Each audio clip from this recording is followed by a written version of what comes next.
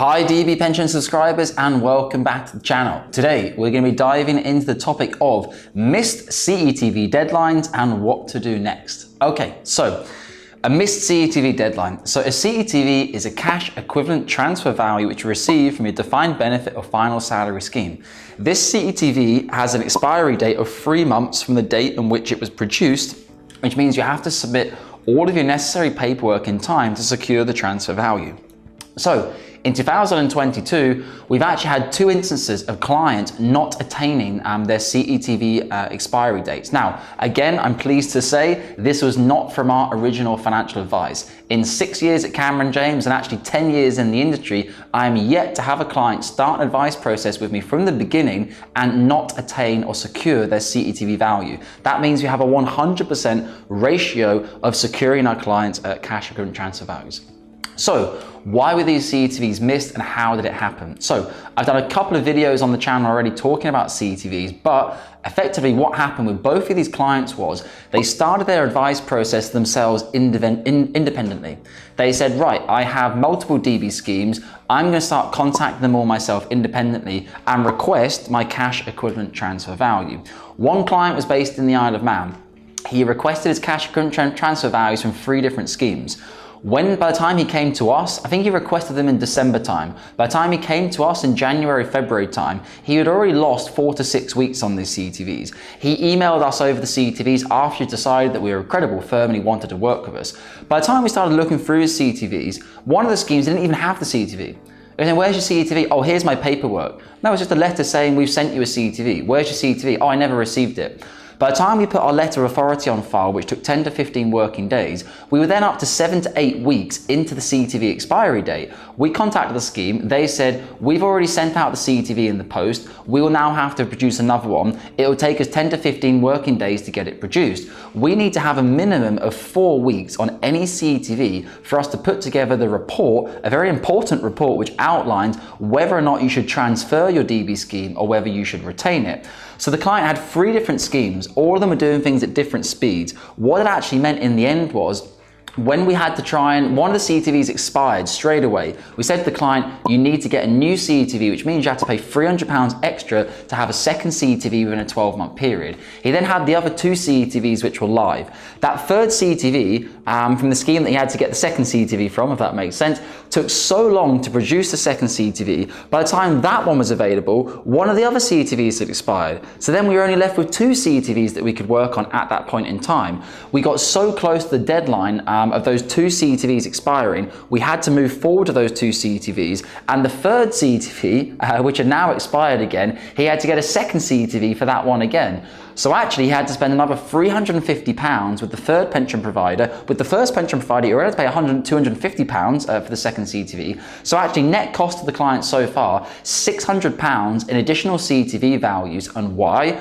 Because he started his advice process himself. Honourable, good for the client, well done for him wanting to do things independently. But if you're not a pension transfer expert and you're not familiar with CETVs and you don't know what information should and shouldn't be there, how could you possibly know if your scheme has sent you a CETV or not? If they sent you a correct CETV of all the information, you're simply not going to know. So that was one example of a client. It led to a very, very stressful advice process. The 2 CETVs we did get done got submitted last week. One of the expiry dates was on the Tuesday. He had his final call with the PTS on the Tuesday morning.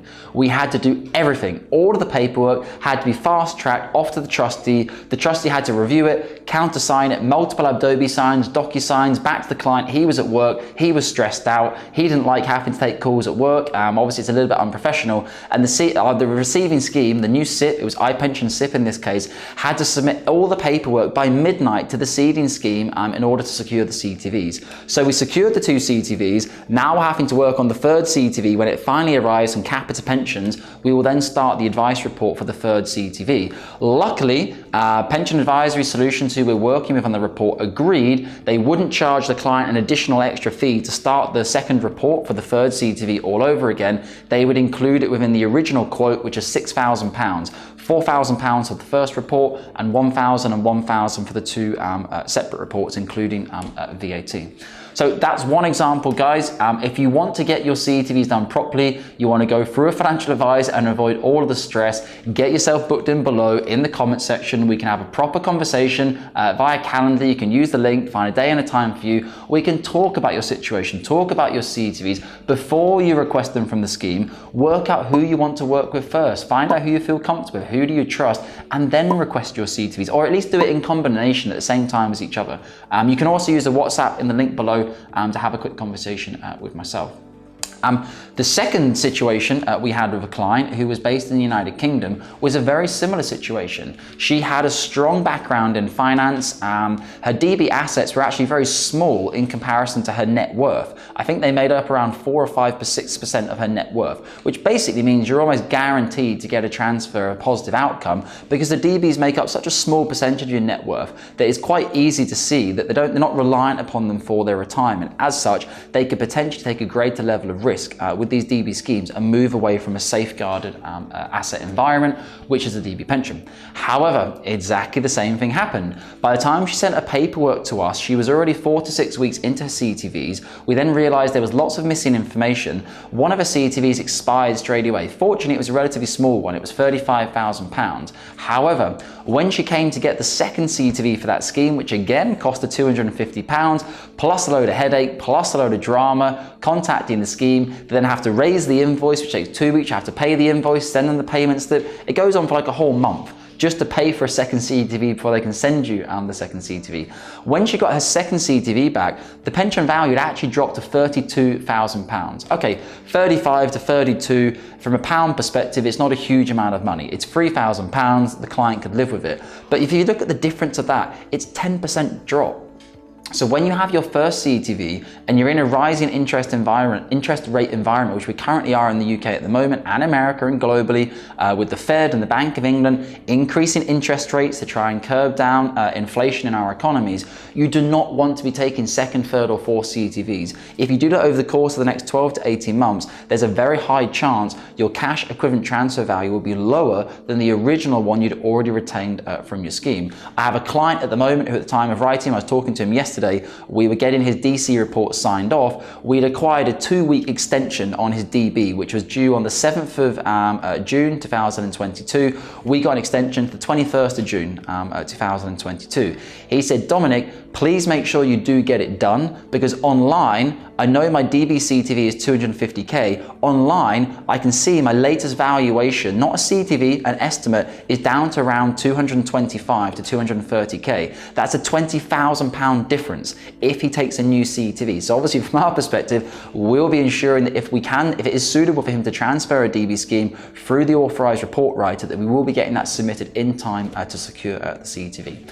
Guys, I hope this has been valuable. If you find it useful, if you have any comments about CETVs, feel free to subscribe below, hit the big red button to make sure we know our content is valuable and we're delivering high quality content for you. And please do like and share it with anyone else you think might be suitable. And if you leave any comments below, I will get around to responding to them personally, and happy to book you in for a free initial consultation as and when you need it. Guys, thank you very much for watching today. And as always, take care of your UK pension assets. Thank you.